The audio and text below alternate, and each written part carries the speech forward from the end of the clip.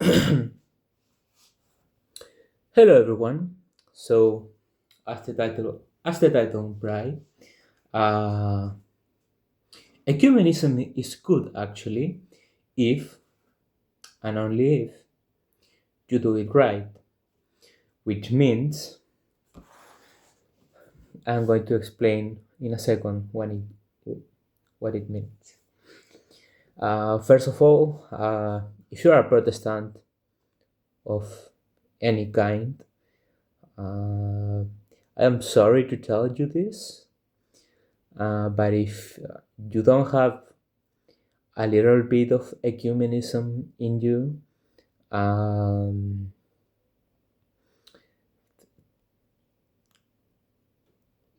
you are done. I'm sorry. But the whole idea behind Protestantism is that there is no one true church. We have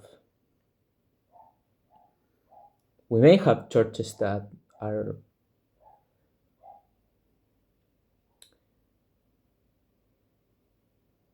more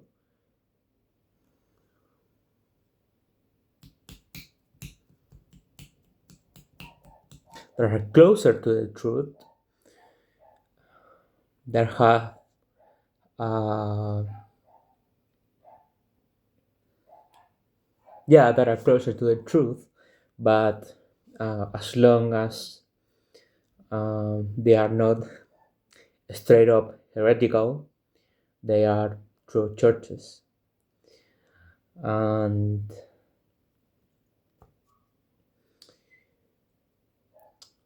I see a lot of the time either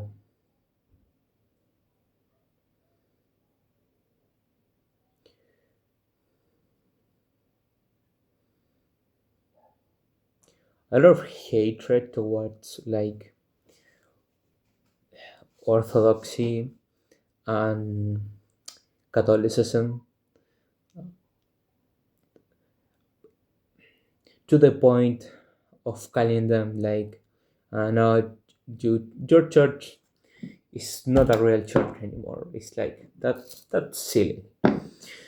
We're saved by faith alone, not by our belief in salvation by faith alone.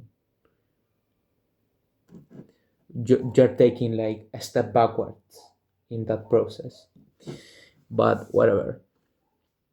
And the intention of the Protestant Reformation is always to like reform the Roman Catholic Church.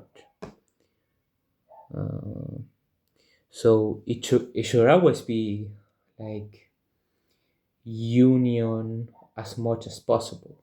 Now, this union can be done ignoring our differences and only focusing on what we agree, and we are going to agree unless you are a heretic, and we're going to agree in a lot of things. For example, classical Protestantism, so Anglicanism, Lutheranism, um, the Reformed tradition, uh, so Presbyterianism, Dutch Reform, and so on and so forth. Uh, what am I missing?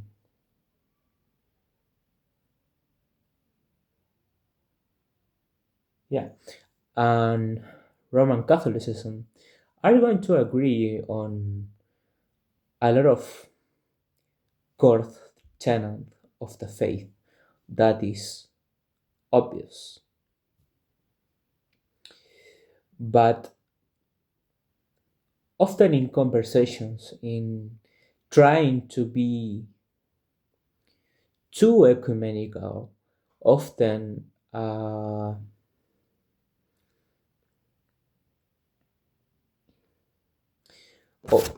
or trying to be too nice, I would say, um, we just end up erasing the differences between the traditions and the discussions, the heavy ass discussions that uh, our tradition has have had over the years.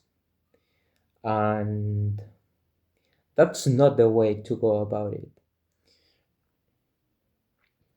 We should acknowledge the differences, what we have in common, and see, but overall, see if those differences are actually differences. Let me explain. So, one thing that I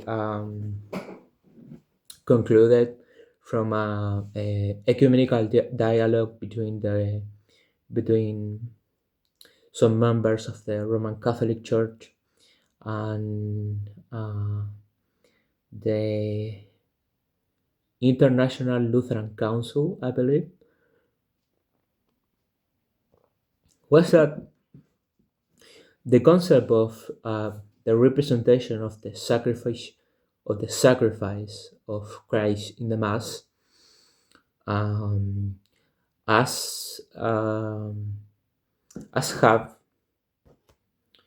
as have changed or developed um, since the Middle Ages uh, to today.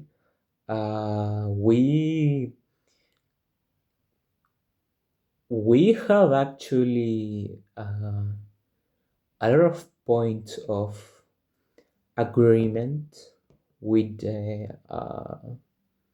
with Roman Catholicism, and we should be bold about it, I think.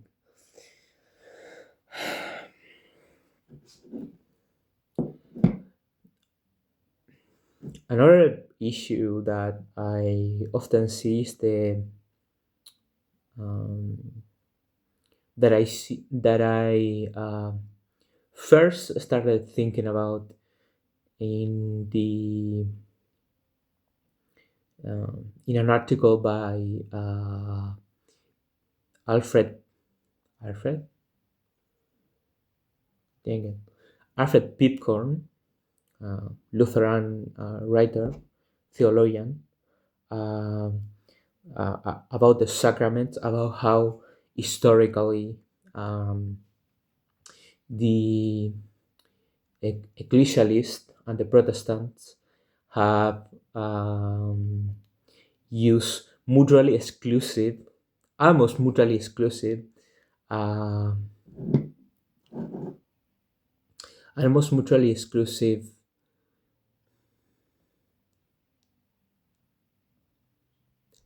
terms, definitions for what constitutes a sacrament and what not. And the thing is, sacrament is in this is Pipcorn, uh, a church word, not a Bible word. So it is somewhat flexible, and it is possible to have some compromises. I think there. I think definite. It's this is just my personal opinion. Um, I think maybe holy ordination should be considered a sacrament. Um, so, but I have to think about that a lot more. Uh,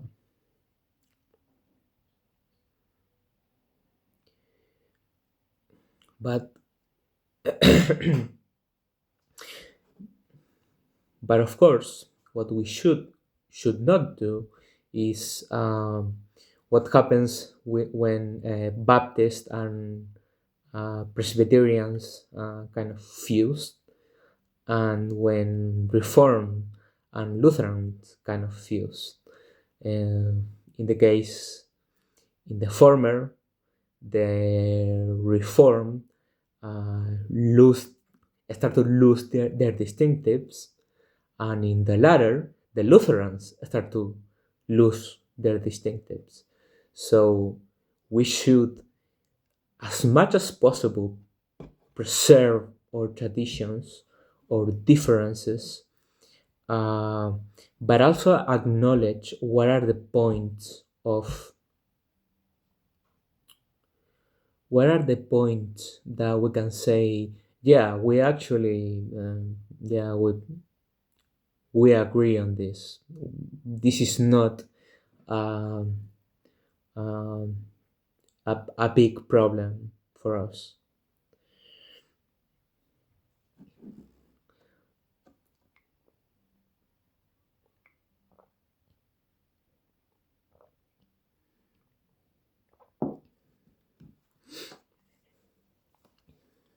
Also, another point is about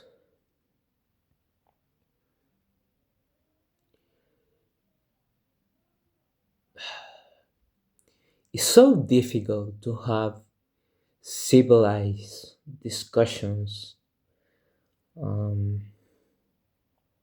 about anything these days. Uh,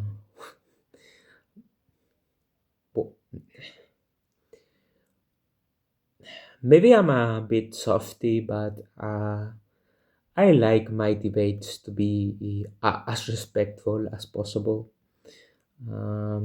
So that's why I appreciate channels like Since AD 33, Redeem Summer, um, Jordan Cooper, uh, Gavin Norton, so on and so forth. Because especially since AD 33, because he's a Catholic and he engages a lot with Lutheranism, which makes me sometimes have a bit of a existential crisis. But he does this in a very charitable way, and not in an arrogant or um, a kind of destroyed with facts and logic type of deal. As is often said, seen with other Roman Catholic apologists or even Protestant apologists, honestly. Not everyone is as nice as Dr. Orland, sadly.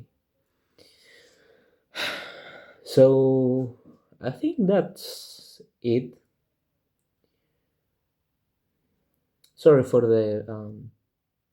uh, the relatively disorder format. I just wanted to comment on that. We should strive for unity, um, just as I hope I don't. I am not taking. I hope this isn't sacrilegious, but just as God is uh,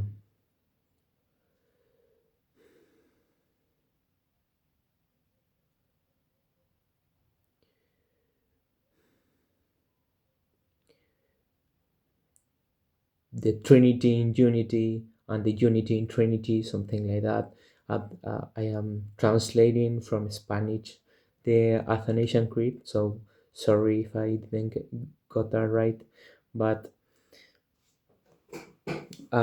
we should also try to be diverse. Um, in our traditions, but also united in our Christian identity.